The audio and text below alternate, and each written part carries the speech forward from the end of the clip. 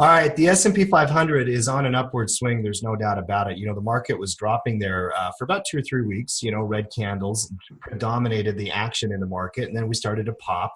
That consolidation, Matt, where 2750 was resistance, was broken on Friday.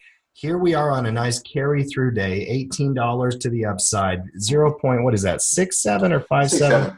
6.7. Yeah, 6.7. 6-7%. Read this chart for me.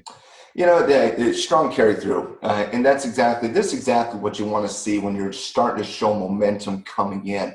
In the last 3 days, Thursday, Friday, and then coming in today on Monday, you're starting to see some strong bullish momentum coming into the market. If you look at the RSI, which is the relative strength index, you're starting to see a lot of strength across above 50. It's also a buy signal on the RSI. So you're showing some strength coming into the relative strength. But like I said last week, what I love about this slight little breakout here that it had at 2750 is the market was undervalued. And despite the fact that the market is in a bullish uptrend, the market was still undervalued in comparison to its relative strength. And so you have a nice little carry-through pattern coming into resistance. Now, the question that I think is on every technician's mind now is, now that we're showing this strength coming into the marketplace, you have this overhead resistance right here at 27.95. And I want everybody to kind of, as you're watching the halftime reports on Facebook or the Skyline later in the podcast on Capital Trading's YouTube channel, you got to realize that, I want you to write that down, that 27.95, we're about 12 points underneath that, which is only about 0.5%. If the market does break this level, you're talking about a market that the only overhead resistance is really kind of that 2,800, but I'm going to put that resistance in the same type of ballpark, Tim, 27.95 by 2,800, significant whole number at 2,800.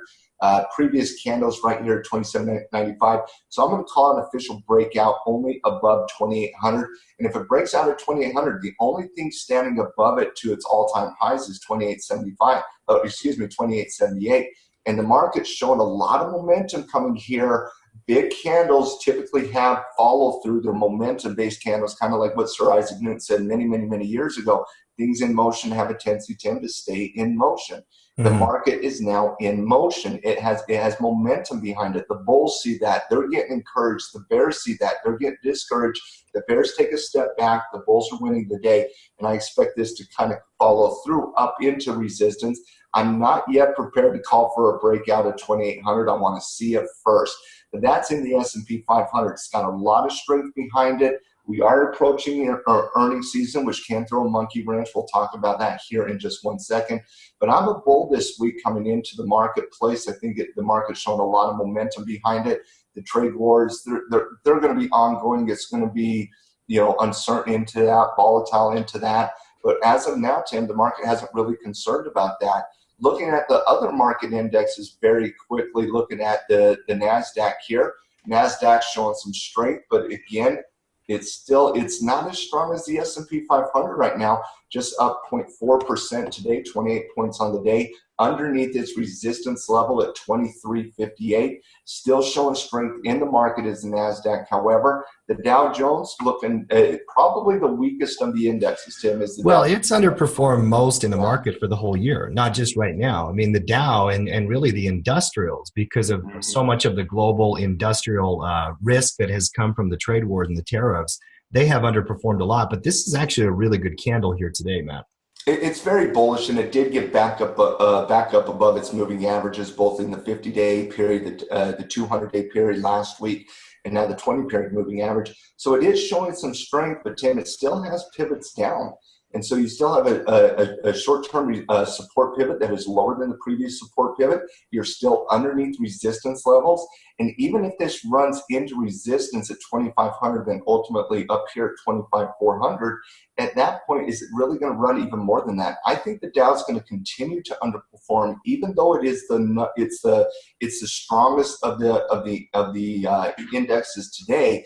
I still anticipate this underperforming the Russell 2000, which the Russell 2000 has been the strongest of the indexes. You look at the Russell here, showing some strength coming into the pivot. It's showing a little bit of slowing momentum at resistance, which is expected. But if that Russell breaks 1720, there is nothing above that level. There's no other resistance levels above 1720. You look at the Dow here, Tim. The Dow has key levels of resistance at 25,000, key levels of resistance at 25,400, key levels of resistance at 25,800, and then ultimately the all-time high at 26,684. It's got so much resistance above that. I anticipate that to continue to underperform the NASDAQ, continue to underperform the Russell 2000. The one I'm getting a little excited about here is the S&P 500. I love this price movement coming into the last 3 days, coming into the previous level of resistance. I think that's a very positive sign for the market.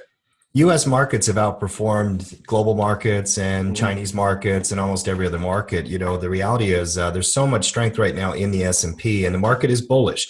It's bullish on a day trading time frame. It's bullish on a swing trading time frame. Bullish on a position trading time frame.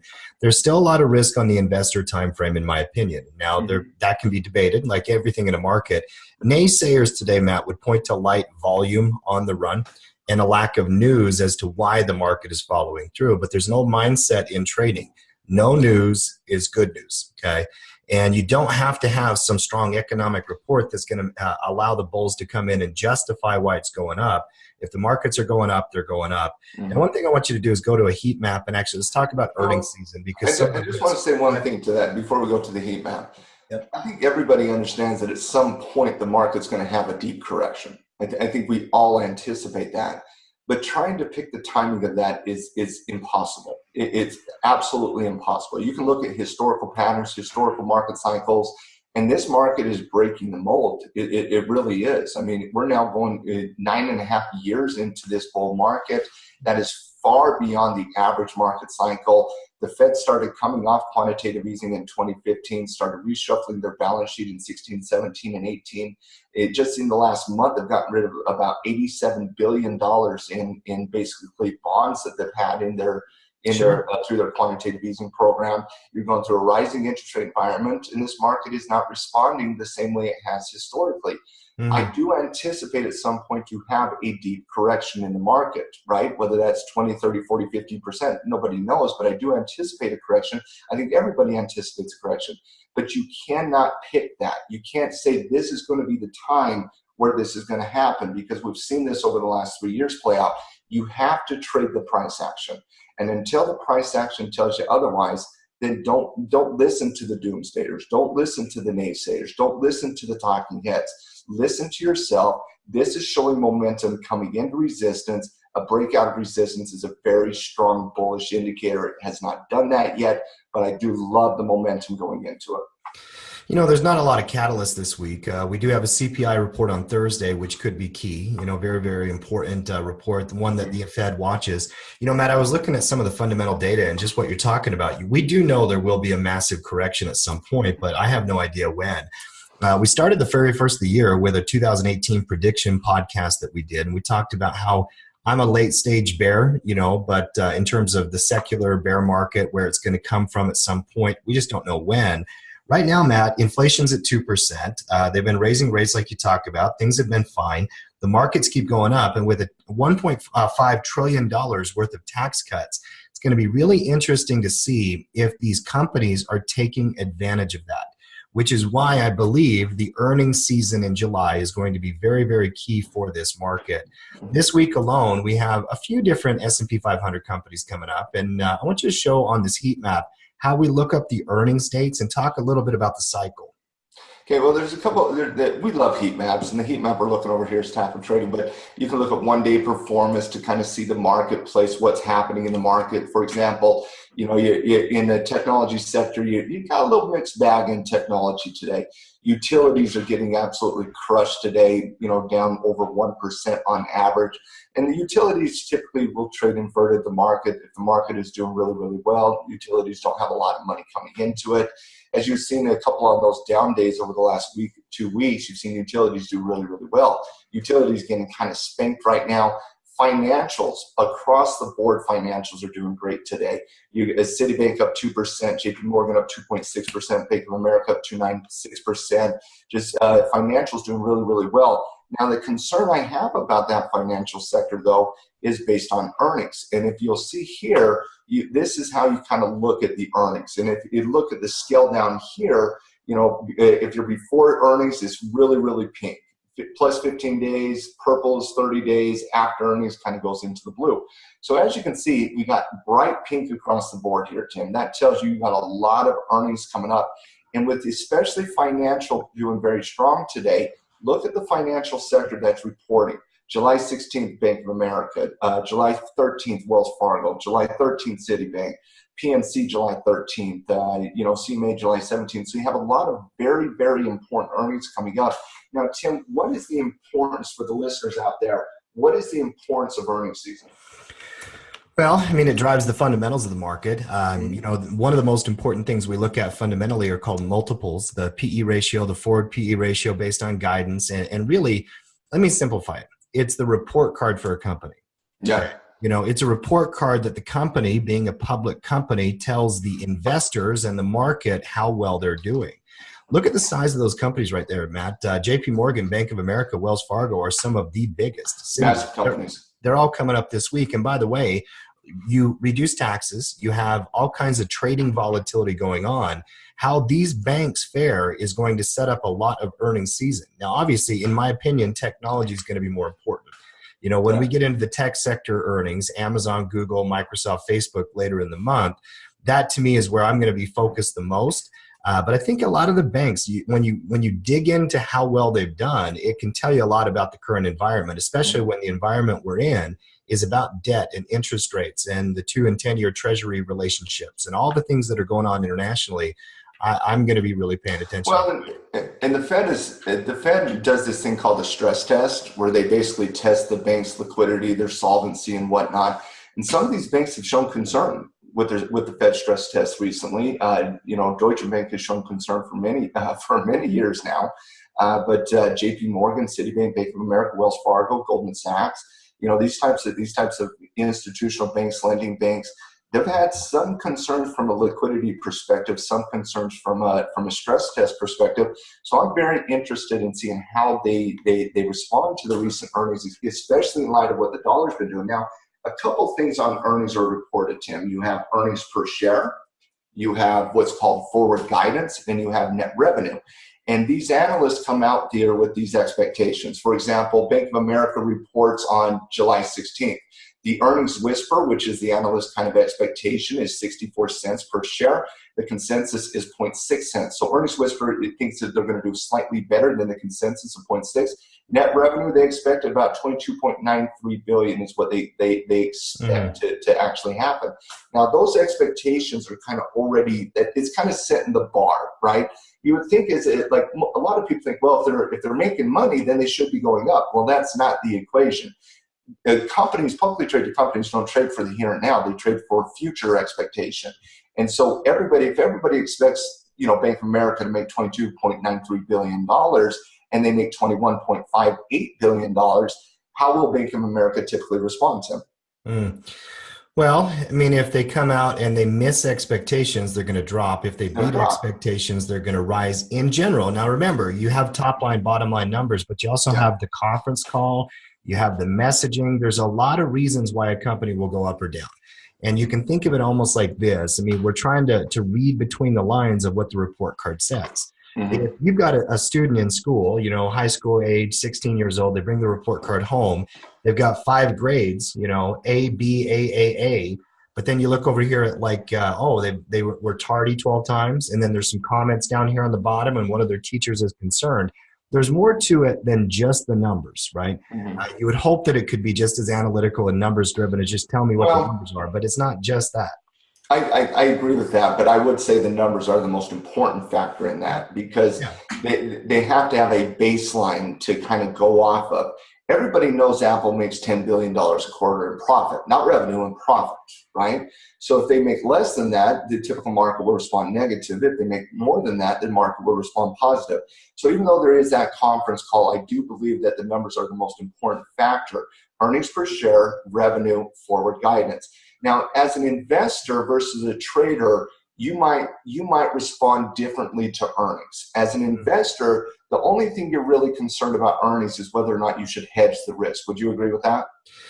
Well, yeah, I mean, obviously you're evaluating the fundamentals of the investment post earnings, but going into the earnings, should you straddle it? Should you buy insurance? Should you buy a put option?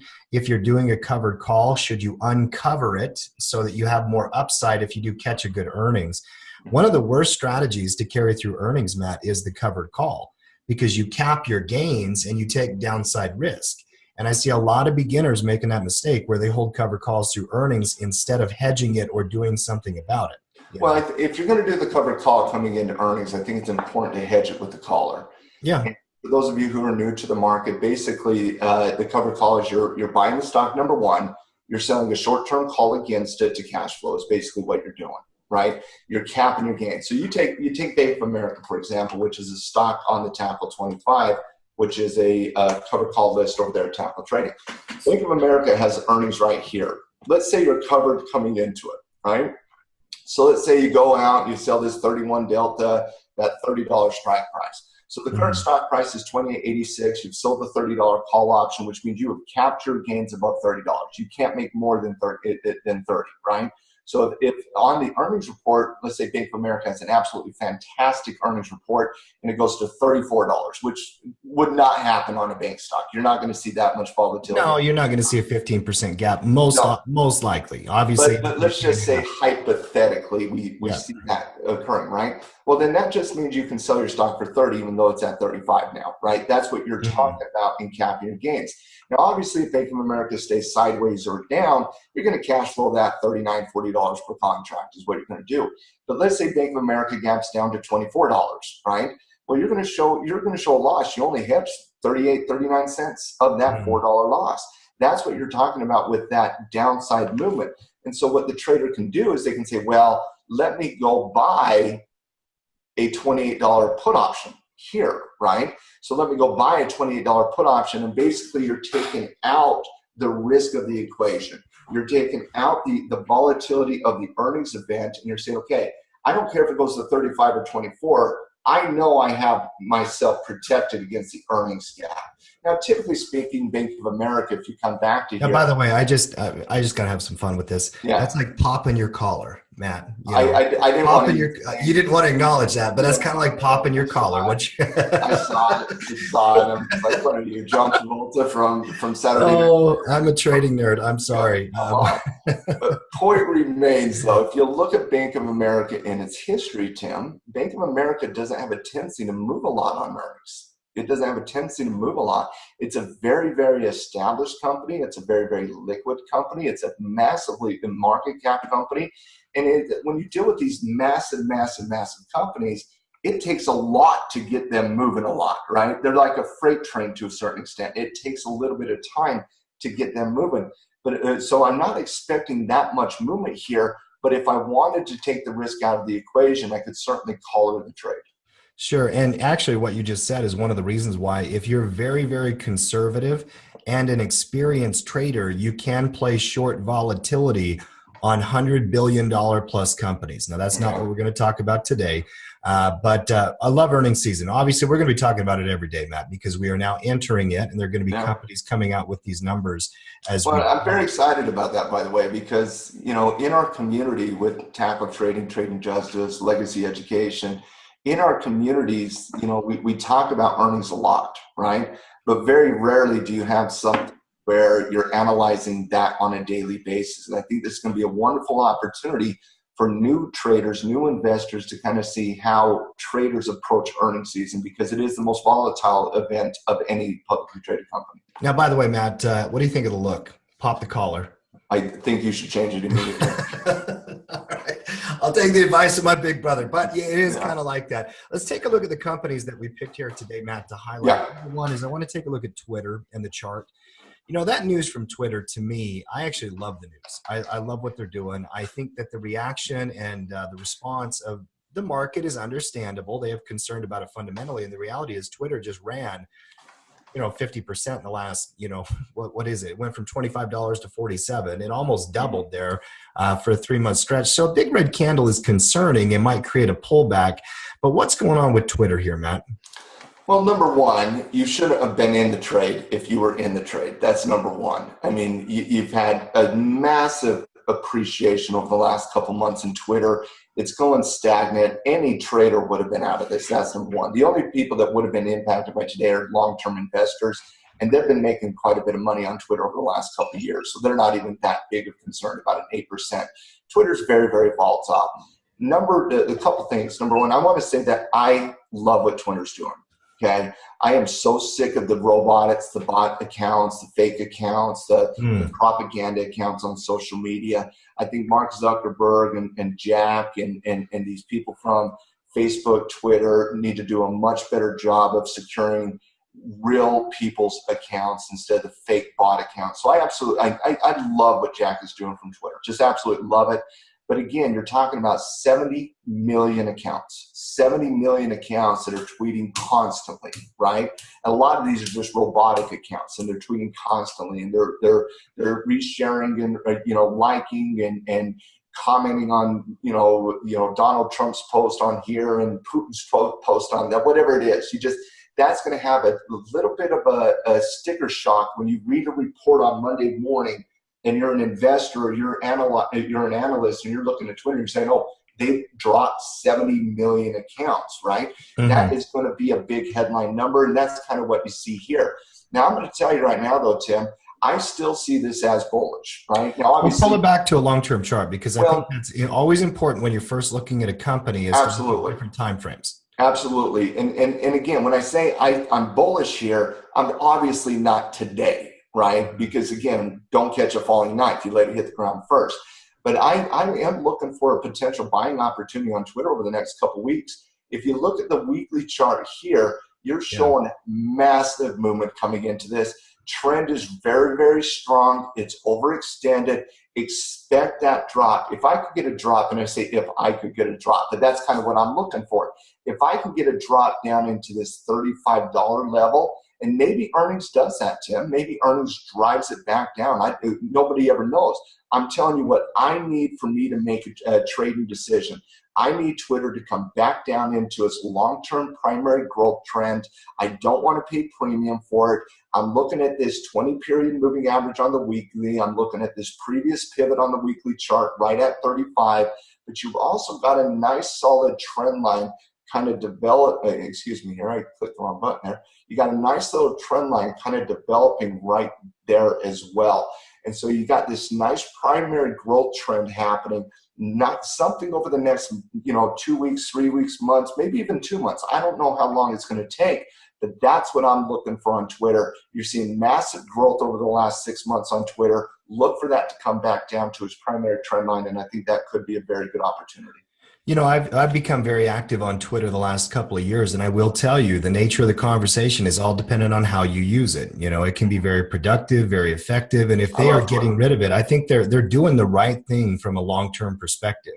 Now, obviously, when you see the headline news, it's going to shock the market, and I love the analysis there, Matt, and multiple time frame analysis. If you're a new trader, pro tip here, check a weekly chart and a daily candlestick chart whenever you're looking at a new chart that you haven't seen in a while.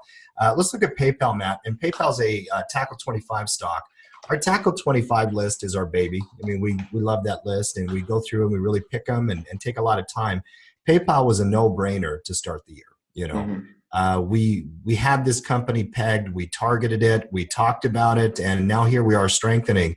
I saw what the CEO came out and said today. They actually love their balance sheet, good news, and they have another $1 to $3 billion to target more acquisitions. Talk about the fundamentals of PayPal and what the chart's doing. I'm looking at PayPal, and like we wanted a credit service type stock in PayPal. I mean, a lot of people might not understand this. When you think of like credit cards, you think of American Express, Capital One, Visa, Discover. That's kind of what you think about. PayPal's in that same industry. And we wanted, when we were putting the Tackle 25 together, we wanted some banking stocks. We wanted a big money bank, that's Bank of America. We wanted a brokerage firm, that's E-Trade. We wanted a credit service company, and that's what PayPal is. And when we looked at PayPal's fundamentals, especially over the last 4 years, you've had increasing earnings per share each of the last 4 years. That is a very positive sign of a growing company. Its earnings per share right now is overvalued. Growth rates are increasing, net income is increasing, earnings per share is increasing.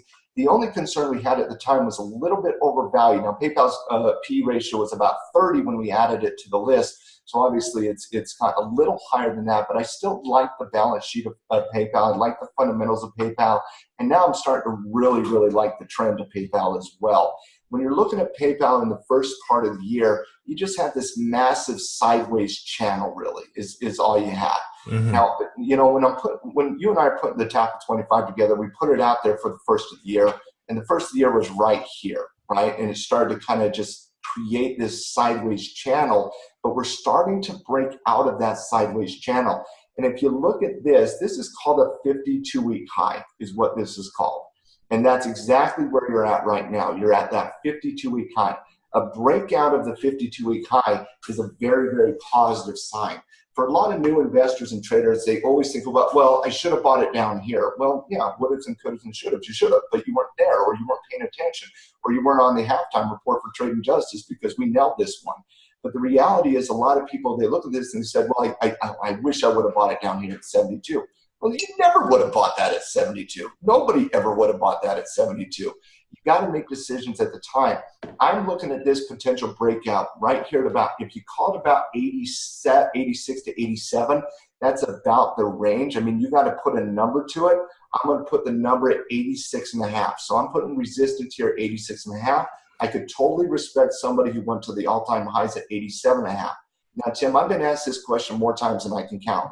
Matt, do you count the top of the wick or do you go to the body? And I say, I let the evidence do the talking. Back in another world, Tim, another life, I was a trained lawyer. And you let the evidence do the talking, right? And the evidence to me, this is one data point at 87.5, and I got a cluster at 86 to 86.5. So I got a lot of data points between 86 and 86.5. That to me is going to be the resistance. Currently, PayPal's at 86.03, showing a little bit of weakness at resistance. That is normal. That is normal. It's like the first time you get punched. You don't go down the first time you get punched. It weakens you. And so you're punching resistance here. I look for PayPal to break out of resistance and then potentially run. On top of 86.5, Tim, there's nothing. There's absolutely nothing. I love breakouts when there's no overhead resistance. There's no ceiling above 86.5 to 87.5. I look for a potential breakout. Now, technically speaking, a breakout is only confirmed one half ATR close above that resistance level. Yeah, I love it. I love the analysis. The only concern I would have is that the market is so strong today and PayPal's not carrying through. So relative weakness, but it's not triggering today. So set up maybe potentially for a swing trade this week, and know your triggers, know your rules, know your earnings. That's right. That's right. Guys, this has been Trading Justice's daily halftime report. Matt, I am loving this. I think it's really cool. Hopefully you guys out there are loving it as well. Let's quickly look at crude and dollar and all that jazz, Tim. So in terms of, because we get, this is technically Trading Justice's Market Skyline on Mondays, and obviously we kind of dub it the halftime report as well. But in the Skyline, it's about preparing for the week in the marketplace.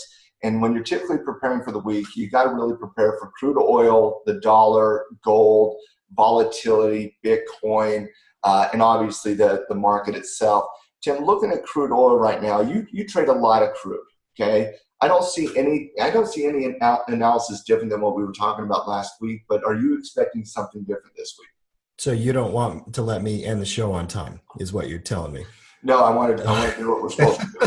We can do that. Crude oil's got nothing. Low range candlestick, light volatility. There's no real carry through right here. A little tiny red doji candlestick, and it's up at a high point. Still some concern, but this is developing what we call a high base. Now remember, Wednesday morning this week, last week it was Thursday morning, but Wednesday morning we're going to have another EIA number that comes out every single week on the supply and demand. I think traders are very cautious. In fact, crude oil prices and gas prices are one of the top things that are listed from the companies in terms of concerns about where the economy is. They don't want to see the prices continue to go higher because that will put strain on consumers' wallets. The season right now, it usually will kind of flatten out a little bit. I'm neutral in the short term, Matt. Yeah, I am too. I'm neutral in the short term. Typically, I love high bases, but just given some seasonality concerns, I doubt I would trade a breakout of this high base. I actually expect it to come back down to its primary trend line, which is this red line here. I would love a retracement down to $70. I would trade a retracement down to $70. I would shy away from a breakout of $75 from just from an overall seasonality perspective. Tim, looking at the dollar index, we did get our retracement down to the 50-day moving average, showing some slowing momentum in the trend. Tim, are you ready to call it a potential reversal pattern here? Ooh. I am. If I was going to take a position on the dollar, I would go long the dollar on confirmation tomorrow. But so would I. So would I. It's not a tradable day today. That little candlestick, if you zoom in really close, actually is coming into a lower pivot low from the pivot you had on about 626, 627. Yeah. And that exact mark, from a day trader's perspective, from a short-term trader's perspective, you would need confirmation before you would take it off. Now, another green candle, Matt, with confirmation above that mark is a good entry point for a swing trade. I'm getting real close to calling a reversal on the dollar. This is something I've seen from a technician's point of view many, many times. Big momentum. Small momentum. It's losing momentum. 5 step to the reversal, lost momentum's number one. Second one is the double top. I am seeing a slight double top here at 95.50. Okay, so second, third, double bottom. Now that I did your double bottom on the short term, you actually created a lower pivot low. You're starting to see the formation of an M formation. Now, an M formation could just go sideways and then ultimately break out again. This to me is neutral. I'm looking at the dollars in neutral. I certainly can understand a potential swing trade buy because you're at support here. Certainly can understand that. But I'm getting concerned about the dollar, no doubt about that. Seeing slowing momentum, potential double tops, double bottom scenarios here, and quite frankly, I wouldn't cry foul if the dollar started coming back down in price, because if the dollar starts coming back down in price, something I really love is gold, Tim. And gold has been in a bearish trend for quite some time now, showing a little bit of strength coming back up into resistance. We called this last week. But do you see this as a little fake buying opportunity? What's your read on gold? Fair retracement and concern, obviously. If you're bullish on gold right now, you are probably, from a long-term perspective, a believer in you're a gold bug. You're a gold bug. I love metals, and I talk about metals. I believe in metals. We always have this disclaimer, but right now that pattern is bearish, and that candlestick is bearish, by the way. The candle's bearish. You have a long upper tail and wick on the candlestick, which triggers potentially a reversal in that pattern. It's inverted hammer. And I'm looking at 4 out of 6 of the last candles were green, a couple of red ones, but now you have a bearish green candle. If you could get that thing to trigger back down, Matt, there's even a swing trade set up on that pressure to the downside. Yeah, that's the one concern I have about the dollar. Dollar sitting at support, gold at resistance. We've seen this play out. I expect gold to come down. Well, look at the euro dollar for me. I mean, you're going to bring up the dollar. Let's talk currency a little bit, because here's the thing. If you're short the dollar, you better go long euro. The real philosophy there would be that these other major currencies are stronger than the US dollar right now, as from a play standpoint. And I was a real bear on the dollar coming into the end of the year. That W pattern on the bottom is showing you the strength in the euro, and I believe the ECB is starting to consider raising interest rates and rebalancing their sheet the same way the Federal Reserve is. Matt, a short dollar play would be a long euro dollar play. I think that the way you play the short dollar right now is to go long euro, right? Yeah. And I would only do that with a close above 118, though. I think 118 is kind of the trigger point of your W formation. This is a standard W, right? It's a standard technical formation. You see big downward movements, comes back up, forms a bearish retracement, double bottoms. And if you can get up to 118, what I expect here, Tim, and again, I'm not going to, have the crystal ball here, but this is what I do expect. I expect 118 to hold for a few days, maybe come back down in price to maybe 117, ultimately make a run yet again, breaking out of 118, maybe towards the end of this week, early next week. That's what I would expect, but that's also what I would need for me to go long on the euro. And in comparison to the dollar here, that would drive the dollar back up here and then come back down. So look for the euro dollar on a 118 level this week, coming into next week. Gold, I'm not touching gold from a short-term perspective. The trend is bearish until we see a double bottom, double top formation. We're out on that. Bitcoin, Tim, Last one we're going to look at in the Skyline here, Trading Justice's halftime report. I hope you guys are enjoying, the halftime report every single day. What's your read on Bitcoin? Anything? It's probably the strongest it's been in a while, from a short-term perspective. It's starting to go back up. A lot of little tiny red doji candlesticks. When you look at it, it's not great. It's not going to get you inspired. Technically, Matt, there's an inverted head and shoulders there, and anybody who's playing this only from a technical perspective is taking more risk than I'm willing to, quite frankly. There's been no follow through. Remember what we said about the S&P. Okay, the reason we kind of like the S&P is of the follow through, the momentum building into it. Bitcoin had its best day it's had in a while, last week coming into Monday, and yet there's been absolutely no follow through. I don't see anything here for me to even get excited about, wake up, get out of bed, do anything with. And that's been the Trading Justice's halftime report for, I don't even know what today is, but it's Monday. Is it July 10th? 9th? Matt, here's what I want you to do. I never know. I want you to pop your collar before I'm not we popping leave. my collar. Pop your collar. Just one time, Pop the collar. I'm not John Travolta, dude. I'm not Matthew McConaughey.